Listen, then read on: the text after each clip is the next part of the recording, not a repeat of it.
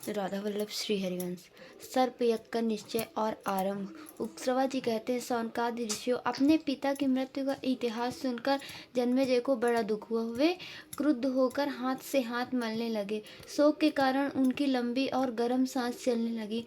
आंखें आंसू से भर गईं। वे दुख, शोक तथा क्रोध से भरकर आंसू बहाते हुए शास्त्रोक्त विधि से हाथ में जल लेकर बोले, मेरे पिता किस प्रकार स्वर्गवासी हुए, यह बात मैंने विस्तार के साथ सुन ली है। जिसके कारण मेरे पिता की मृत्यु हुई है, उस दुर्मात्मा तक्षक से बदला लेने का मैंने पक्का निश्चय कर लिया है। उसने स्वयं मेरे पिता का नाश किया है।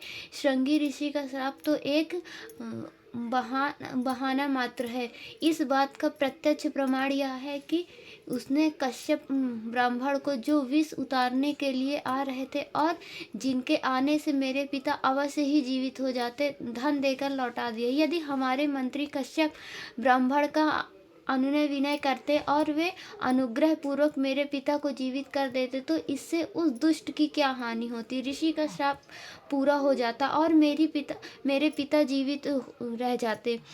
मेरे पिता की मृत्यु से सारा अपराध तक्षक का ही है, इसलिए मैं उससे अपने पिता की मृत्यु का बदला लेने का संकल्प करता हूँ।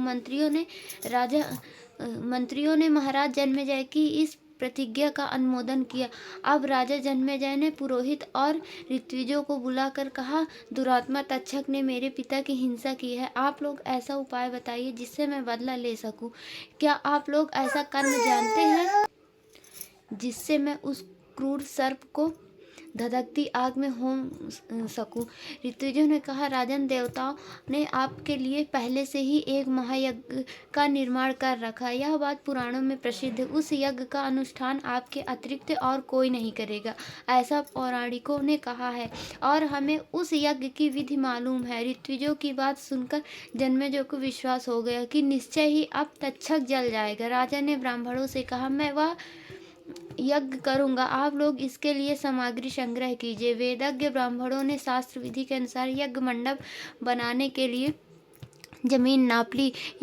यज्ञशाला के लिए श्रेष्ठ मंडप तैयार कराया तथा राजा जन्मेजय यज्ञ के लिए दीक्षित हुए। इसी समय एक विचित्र घटना घटित हुई। किसी कला कौशल के पारंगत विद्वान, अनुभवी एवं बुद्धिमान सूत ने कहा, जिस स्थान और समय में यज्ञ मंडप मापने की क्रिया प्रारंभ हुई है और उसे देखकर यह मालूम होता है कि किसी ब्राह्मण के कारण यह यज्ञ पूर्ण नहीं हो सकता।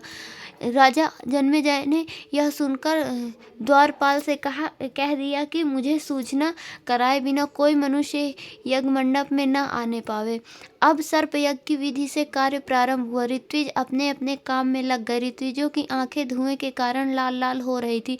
वे काले काले वस्त्र पहनकर मंत्रोच्चारण पूर्वक हवन कर रहे थे। उस समय सभी सर्प मन ही मन कांपने लगे। अब बेचारे सर्प तड़पते, पुकारते, उछलते, लंबी सांस लेते, पूंछ और फनों से एक दूसरे को लपेटते आग में गिरने लगे। सफ़ेद, काले, नीले, पीले, बच्चे, बूढ़े, सभी प्रकार के सर्प चिल्लाते हुए टपाटप आग के मुंह में गिरने लगे। कोई 4 कोस तक लंबे और कोई गाय के कान बराबर लंबे सर्प ऊपर ही ऊपर कुंड में आहुति बन रहे थे।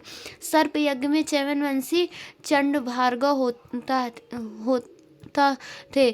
कौत्स, उद्गाता, जैमिनी, ब्रह्मा तथा श्रांगराव और पिंगल आर्यवधु थे, एवं पुत्र और शिष्यों के साथ व्यास जी, उच्छालक, प्रमतक, श्वेतकेतु, असित, देवल आदि सदस्य थे। नाम ले लेकर आहुति देते ही बड़े बड़े भयानक सर्प आकर अग्निकुंड में गिर जाते थे। सर्पों की चर्बी और मेद की धाराएं बहने लगी।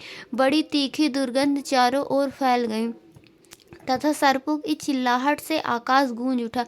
यह समाचार तक्षक ने भी सुना। यह भयभीत होकर देवराज इंद्र की शरण में गए। उसने कहा, देवराज, मैं अपराधी हूँ, भयभीत होकर आपकी शरण में आया हूँ। अब आप मेरी रक्षा कीजिए। इंद्र ने प्रसन्न होकर कहा कि मैंने तुम्हारी रक्षा के लिए पहले से ही ब्रह्मा जी से अभय वचन ले लिया है। तुम्हें सर्प यज्ञ से कोई भय नहीं, तुम दुखी मत हो। इंद्र की बात सुनकर तक्षक आनंद से इंद्र भवन में ही रहने लगे। राधा वल्लभ श्री हरिवंश।